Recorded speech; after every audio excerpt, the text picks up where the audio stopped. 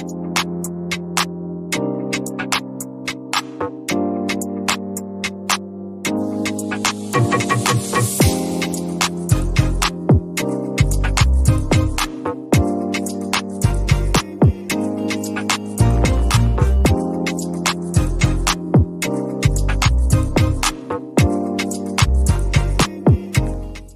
everyone, and welcome to the Soca Mom Summit. If this is your first session, welcome. If you've been watching us for a while, we're so glad to see you. So this is a really, really important session for those of you in business, especially if you had a brick and mortar business before COVID-19. So we all understand that the business landscape has changed. So it's really important to talk about what we do going forward.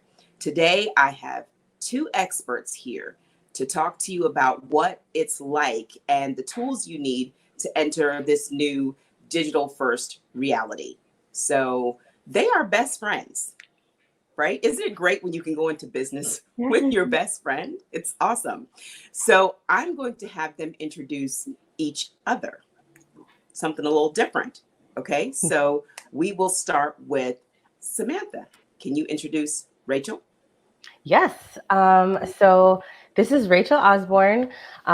She is my best friend. We have been friends for over 15 years and we have done a lot of business together and we've worked together for a long time. So she's a growth strategist with Brick-and-Mortar. That's our business together.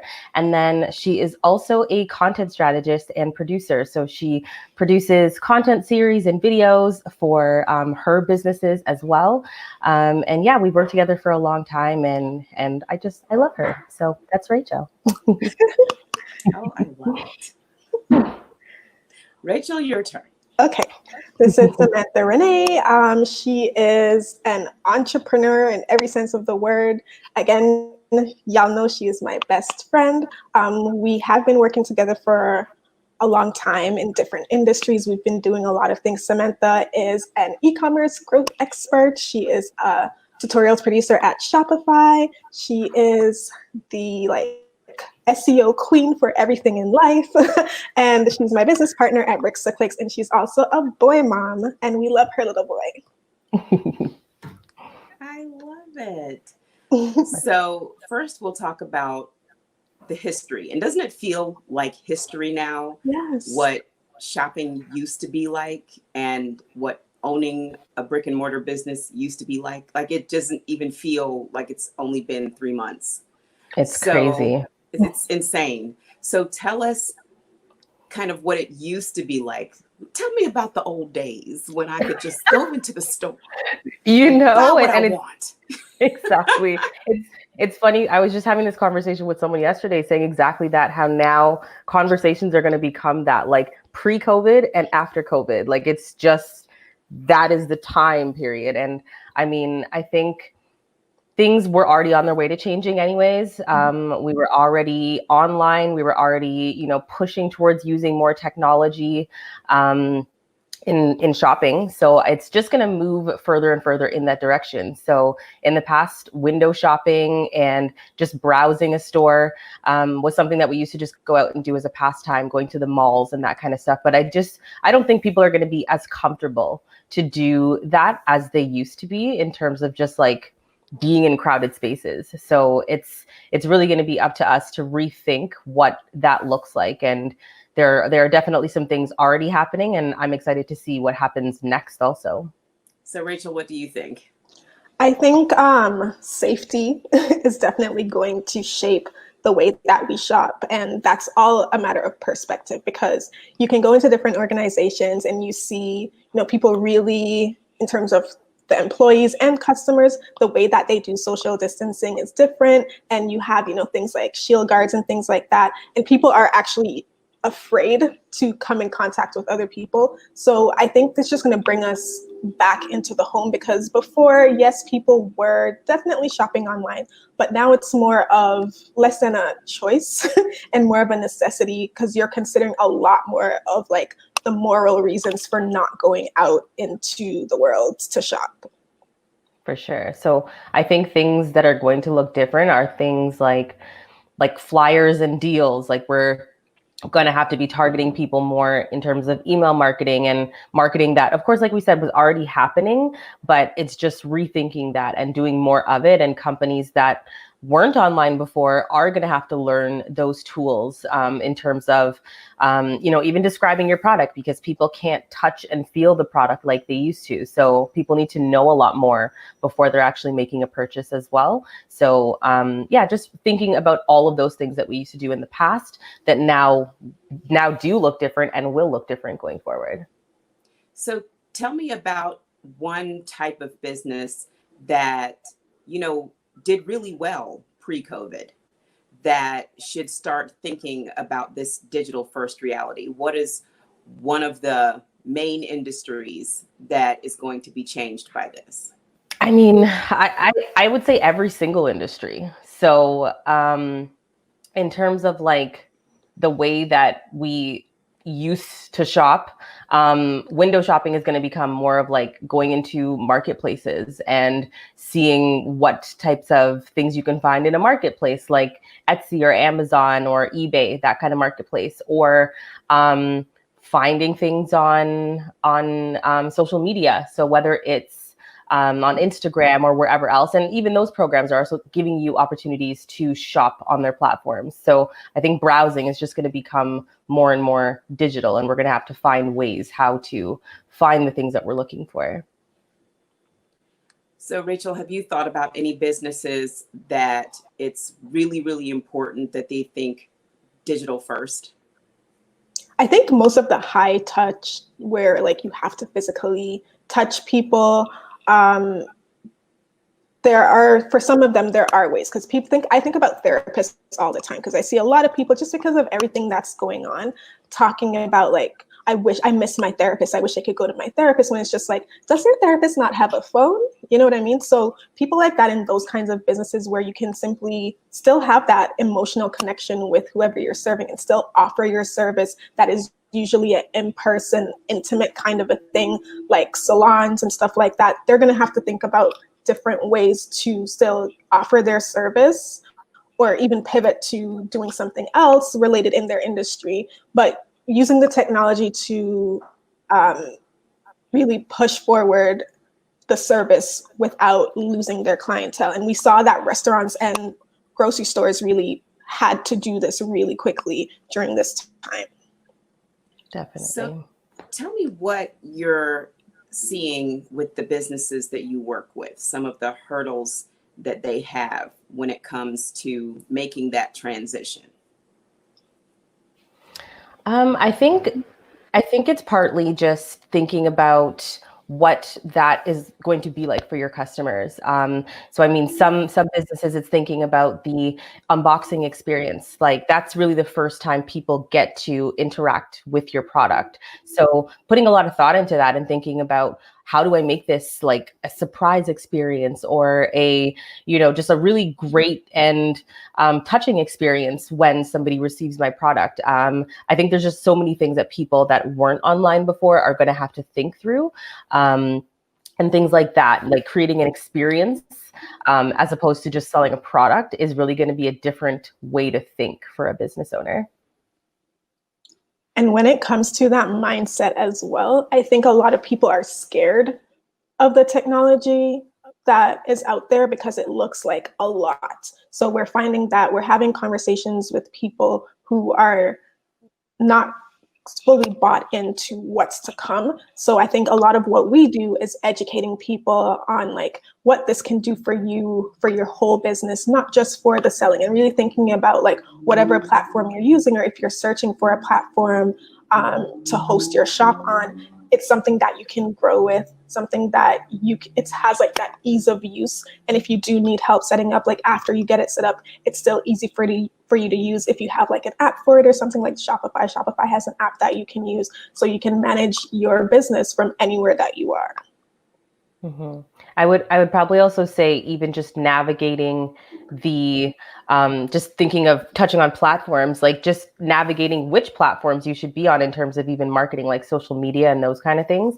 That's also going to be something to think about because, like Rachel said, it's very overwhelming when you're getting online. So just being able to navigate what makes sense based on your brand and based on your target audience, those are all things that are now becoming part of doing business and part of the experience as a shopper as well. So let's back up just a little bit to talk about what the two of you do as best friends in business. You are very instrumental in helping businesses move from simply brick and mortar stores to, well, bricks to clicks, from getting out of the location or extending themselves from the location to people's homes and their computers and their smartphones. So tell me Yes. a little bit about what you do and why this is so important to you. Definitely. I think it's probably makes sense to mention that Rachel and I both worked together in e-commerce for a while, and we both were just doing it separately and just working with different business owners and just finding so much satisfaction in just being able to help in areas where, for us, because it's something that we do every day, it's like we can give you simple tips that will do a lot to really amplify your business. So once we came together, we just decided that since we're really great at doing that and we're really great at quickly identifying which areas you can improve or how you can optimize your business, we just thought that we should really focus on helping business owners who are already in business that really just want to amplify themselves. So we use Bricks to Clicks as a vehicle to service people just like that and help them to expand into other areas. A perfect example would be someone like Cool Runnings that we just worked with, that they sell jerk sauce. And they were just selling jerk sauce at their restaurant and never really thought about selling jerk sauce beyond their restaurant. But going online is an opportunity where you can do something like that. You can still service your community and serve those local to you with food, but then you can sell jerk sauce anywhere in the world. You can ship it. So just that mindset of thinking where else your business can go, it's just really powerful when people get it and then make the move online. And I think mindset is a lot of what we help with as well, because we focus a lot on strategy and helping people to like get those good habits in terms of how do you get found online? How do you market to people through content? How do you use your customer service to, you know, get those return customers? All the things that, like, coming from a brick and mortar, you don't necessarily have to think about. And we really focus on like using these long-term strategies to help people grow rather than just focus on like short things like here's an ad that you can run. We really get into the business and help them to like create a foundation so that even if they stop working with us, they continue to grow. And I think the skills that we're really strong at, where Sam's really strong at helping people get found, and I'm really strong at creating like content campaigns, those two things together, because they work so hand in hand and they're intertwined, that's really, I think, our magic sauce in terms of helping people, because we look at the whole business, because we are also business people. We each have our own separate companies as well. But when we come together, we know the things that they need to focus on to have that like long-term growth. So it sounds like innovation is really important. So being creative and kind of thinking outside of the box and outside of the store, where does some of that inspiration come from? And what are those conversations like with the business owner? What kinds of questions do they ask you? And do you brainstorm together, or is there kind of a secret sauce that you all have to help them move into this digital first reality? I think another part of what makes us unique is just the fact that we're very real with people. So we kind of ask you when you come with your business to just let us tear it apart. So that way we can really identify every single possible area that you can improve. For me, my passion for business comes from my family. My parents were on art and still are entrepreneurs. So that's where my passion comes from. And I've always just been in business. So helping other entrepreneurs grow has just been something that I've helped my parents do. And I've been able to help other people do it. So that's where my personal passion for it comes from. Our special sauce, like we really come together and amplify businesses. And that's why we work well together, because that passion really just bounces off each other. Yes. So I think when people come to us, they're at a point where they know that they need to kind of grow their business. They know that like what they've been doing has been working. They're kind of have some things on autopilot in terms of like operations and stuff like that, but they're really stuck when it comes to, I think, marketing in this space. So yes, they may have some experience, doing traditional marketing, but really figuring out like how to navigate this specific digital space is what people usually come to us for. And they really want our opinions on like what they're already doing. So a lot of it is, that feedback loop of us giving them like, this is what you're doing really well. Here's what you can do better. And here's how we can help you get there, so that you can learn these new skills to, like Sam said, amplify your marketing and your branding, and like really touching your customers and getting people to focus on their audience. Because a lot of times what we're seeing is that folks really focus on the product and like, I have to do this, like the little tasks that they have to do. So we like to have them step back and really look at like, what does your audience actually need from you? Like, where are they online and things like that? So we get really deep into like audience focused strategies for them. And where do you find that there's the most resistance to the transition from being solely an offline business, or someone who's done a little bit online? I have a website, it has a map to get to me. That's about as deep as their digital Right. has gone. What do you see in that's like a resistance from them, if any, because people are coming to you? Right. So there's definitely resistance. Okay, so Like, good. definitely. I knew it was there because I got parents and Yeah, and that's the thing. Like, I mean, I think it's kind of a two sides of the coin thing. Like, on one side of it is you don't know what you don't know. So it's very overwhelming when you're coming online, because you have no idea which platform you should go with, which social media you should advertise on, how you should do email marketing. Like, there's just so many things to know. And then on the other side of that, I feel like it's also a matter of, but I've already been doing it this way, and this way already works. So it's also trying to get them to step back, like Rachel said, but step back far enough to see that everything can change. Like, going online means that a process in your business that you might have been doing before that you didn't even think of can completely be optimized by inserting something online, whether it's a form, whether it's a, whatever it is. But there's ways that you can optimize things about your business that you don't even think of, that maybe aren't even customer facing, that you can use technology to optimize. And I think it's really just finding those areas and getting them to be comfortable enough with letting go of a way that they were used to do things before, or B, getting them comfortable enough to trust the direction that we're guiding them in terms of choosing the new things that are out there. So Rachel, what do you think? I definitely agree with all of it. Yeah. Because I think some of the resistance also comes from like the information that is out there, because a lot of times, as an entrepreneur, Google is university, right? So folks will read things that say like, you have to do it this way, and this is the metric that you should be focusing on. And so sometimes we even get resistance just from us saying, hey, forget about that. This is what you really need to do the long term, to get that long-term growth that you really want. So it's kind of like just unlearning a lot of like things that you thought you needed to do even in the digital space, because a lot of folks think they need to buy ads, or they need to, just focus on social media, when there are other ways to grow your business.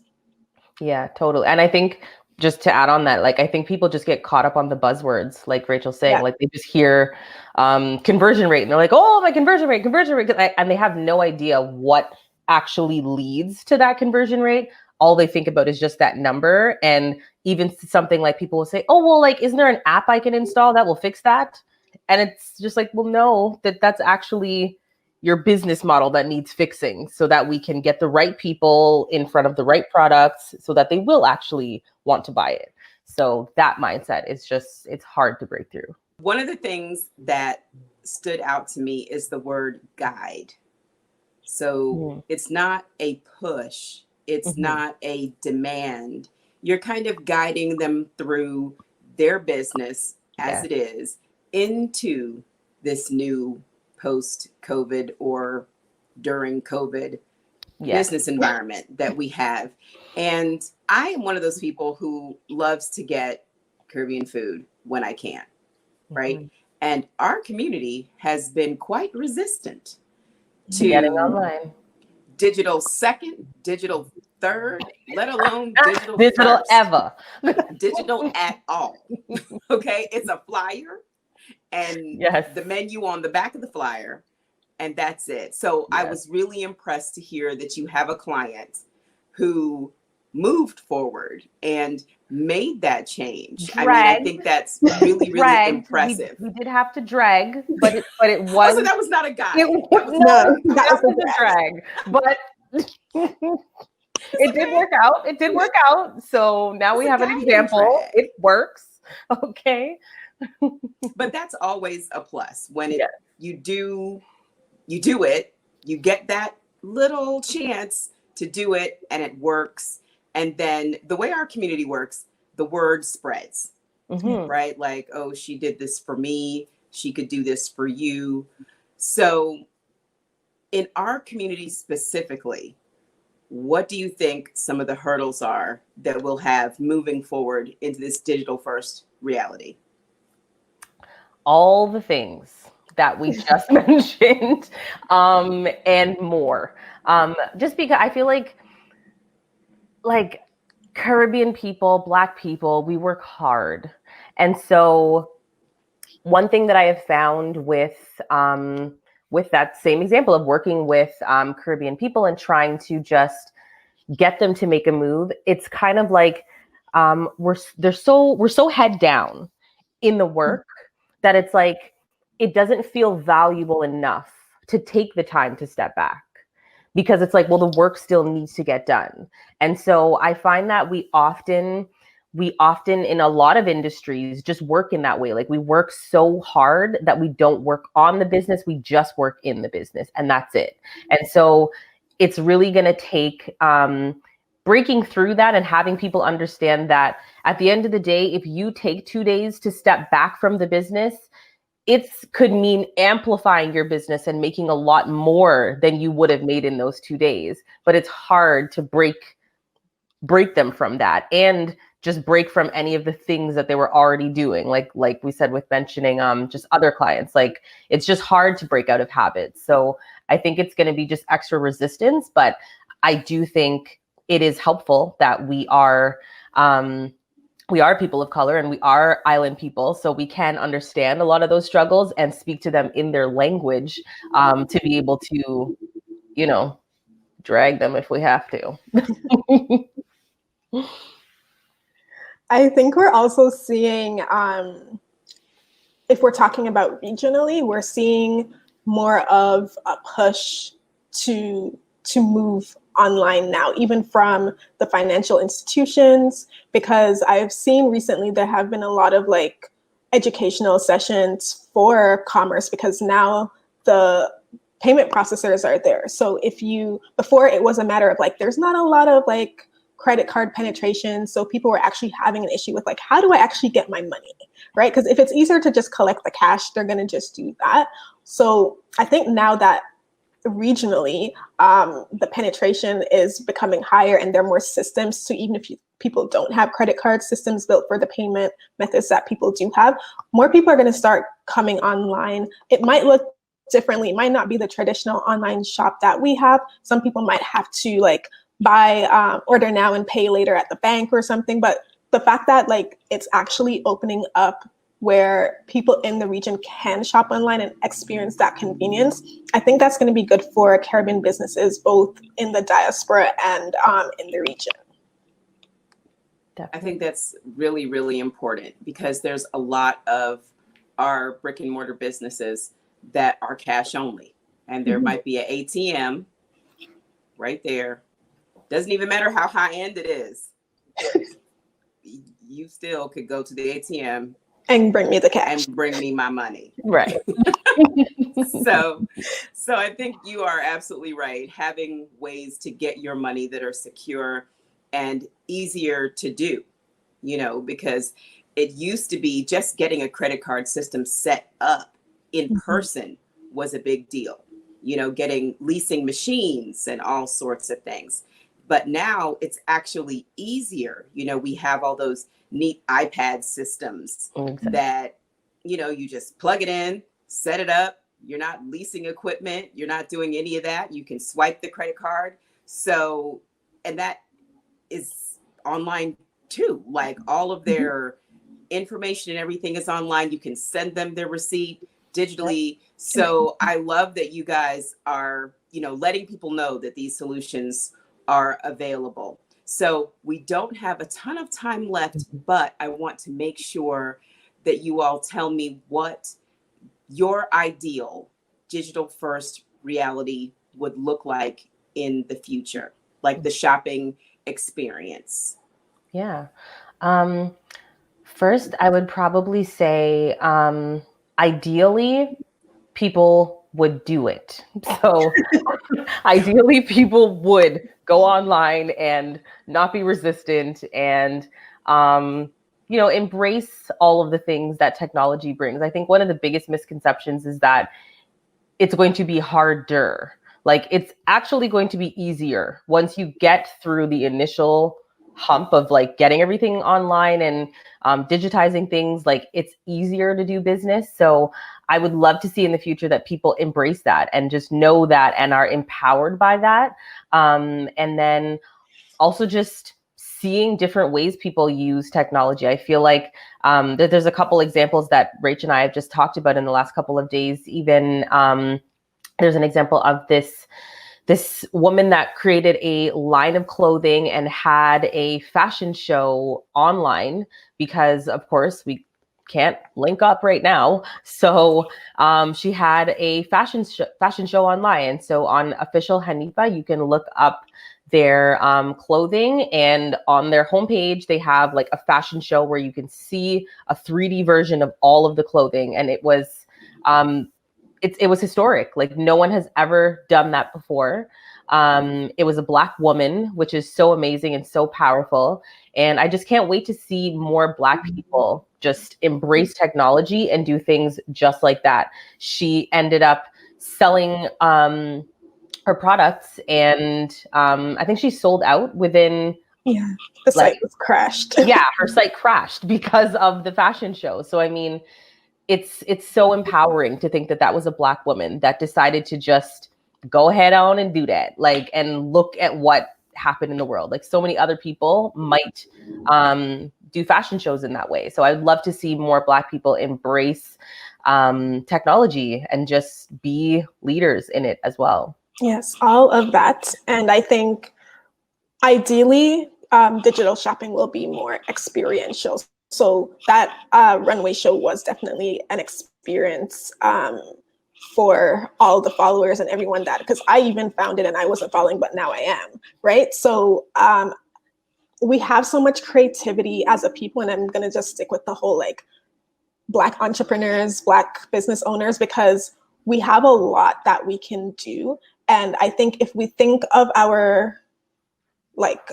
online selling processes as experiences, like how do we create an experience for our people? How do we create an experience that sells? How do we create something that's also evergreen so that when somebody comes onto the site or wherever they're interacting with our content or our experience, like that's something that can live on, and we can keep one-upping ourselves in terms of like really pushing the envelope on what that can look like. Because I think now is a time where, you know, our consumers that will buy from us are really wanting to buy from us. So we got to make it easy for them. We got to take away any friction that is there between like them coming online onto our online stores and checking out, right? And we can't rely only on Instagram or Twitter to DM for prices. We need to own the platform that people are shopping from us from, because that will allow us to form deeper relationships. So I would love to not see DM for price ever again from our people, because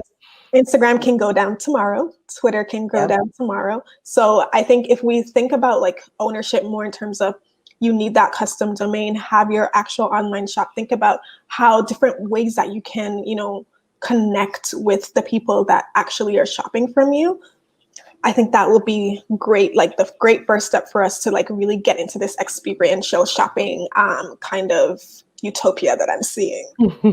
And I think, like you said, only owning your domain allows you to do that. Like no other way can you really have that level of access and personalize it to your people as much as you would want to. So there's so many ways that by owning your own space, you can create your own lane. So what I'm hearing is that we need to focus on the experience, because I think that's something that we don't really think about. Like going to the salon is not just the product. I went in, I get my hair done, I look cute when I come out.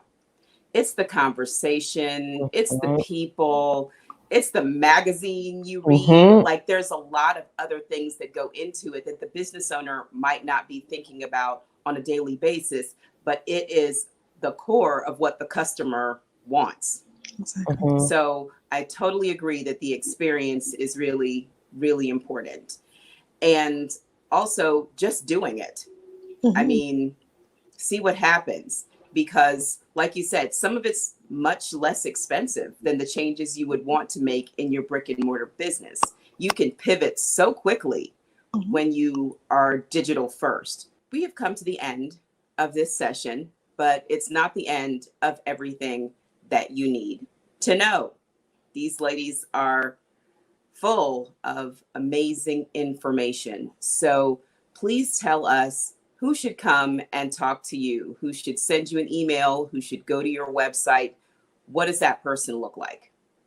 Okay. Our ideal customer is somebody who is already in business. So I like to put it this way. It's like you have your operations on autopilot so far. So you know how to run your business, but what you really need help with is growing it. So our ideal customer is somebody who, they know exactly what the vision a couple years ahead or 10 years ahead is for their business, and they just need help with the strategy to get there. So we don't kind of restrict the industry at all. Anyone can reach out to us. So it's just a matter of like reaching out, seeing if, we are a good fit, and then going from there. Yeah, I would say our ideal customer would be businesses that are passionate about what it is that they do and sell. So whether you have a brand that's yours, or something that you're just really, really passionate about, because we love to work with people who aren't just about their product, but really passionate about what they're doing as a whole. So already established in your business and need to amplify or grow your business, that's definitely something that we can help with. We have come to the end of the session, and we need to know how this ideal customer can get in touch with you, how they can get to know what you can do for them. So let us know what you have. For me, you can reach both of us at bricks2clicks.co, of course. And there you can engage with us in terms of if you are one of those ideal customers that would want to work with us. And you can also reach me personally in other mediums like social media. I am on Instagram and I am on Twitter. It's Samantha Renée, or Sam Renée, like you see on the screen. So yeah, you can reach out to us at both of those places there. And for people that might be just starting the transition to go online, or maybe you're just starting a business, I also have a course on Shopify Compass with Shopify. So if you need to have some guidance on how to get started online, I have a full course on shopifycompass.com. That's basically, and you can actually access it from my website. So samantharenee.com, and you can head over there to go through my full course on how to get online. Sweet. And for me, you can contact me at rachelosbourne.com if you need to. I help folks with content there as well. But if you really want to get online, go to bricksandclicks.co. I'm also on social media at Rachel Osbourne _. That's Twitter and Instagram. So you can hit us up there. So tell me about this link up that you guys have planned. Tell us a little bit about that. So the link up is for a mastermind group for people who have watched this session. So if you have watched this and you have more questions for us, or you really are ready to take your business online, definitely go to the link here. So bricksandclicks.co/linkup. So we're just opening it for a short period of time so we can get people together. It is application based. So the application will be at this link here. And we're really going to help you to see like what's the next step that you need to make. And we'll really focus on that and help you get customers into your digital pipeline. Well, this is exciting. I hope that everyone has learned a lot and that you're ready to be digital first. This is an exciting time that we're going into. Everyone, please click on the links that you'll find in the description of this video. Move your business forward. Thank you so much for joining us. Thank you to our speakers, Rachel and Samantha. We're so happy that you're here. Thank you. And we will see you at the next session. All right. Bye, everybody. Bye. Thanks for having us. Bye. Take care.